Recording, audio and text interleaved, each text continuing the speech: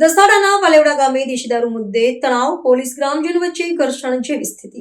દસાડાના વાલેવડા ગામે ગત રાત્રિના રોજ દસાડા પોલીસને દેશી દારૂના બેફામ વેપલા મુદ્દે રજૂઆતને પગલે ગામમાં બુટલેગરને ઝડપવા માટે ગઈ હતી.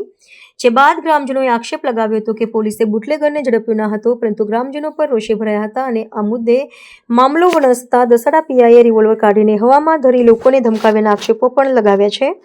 ત્યારે બીજી તરફ દસાડા પોલીસના પીઆઈએ જણાવ્યું હતું કે તેઓ બુટલેગરને ઝડપવા માટે વાલેવડા ગયા હતા, જ્યાં દારૂ પીધેલા આરોપીને પોલીસ વાહનમાંથી પકડવાનો પ્રયાસ ગ્રામજનોએ કર્યો હતો અને તેને બચાવવા માટે ગ્રામજનોએ બાળકો અને મહિલાઓને આગળ કર્યા હતા અને પોલીસની કામગીરીમાં રૂકાવટ પેદા કરી હતી. વધુમાં દસાડા પોલીસે મુદ્દે ફરજ રૂકાવટની ફરિયાદ દાખલ કરી હતી. ત્યારે મોડી રાત્રે ભાજપના નેતાઓ દોડી ગયા હતા.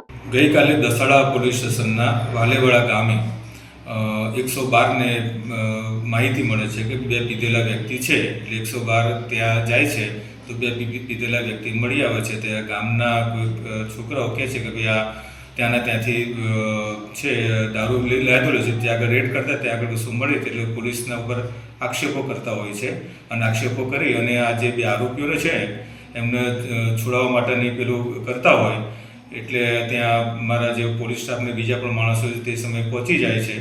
એટલે ત્યાં જે ગ્રામજનો છે એ મહિલાઓને આગળ કરી દે છે અને મહિલાઓ જે છે એ પોલીસ સાથે ઘર્ષણ કરી અને ગાળોને બોલતી હોય એટલે ત્યાંના અમારા જે પીઆઈ છે એ પીઆઈએ એમને વિખેરવા માટે અને એમને થોડું ડરાવવા માટે એમને જે હથિયાર હતું એમને હવામાં કરેલું હતું અને ત્યાર પછી ત્યાંનું જે લોકો ઘર્ષણ કરતા હતા એમના વિરુદ્ધમાં દસાડા પોલીસ સ્ટેશન ખાતે ફરજ રૂકાવટનો ગુનો દાખલ કરેલો છે અને જેની આગળની તપાસ કરવામાં આવશે.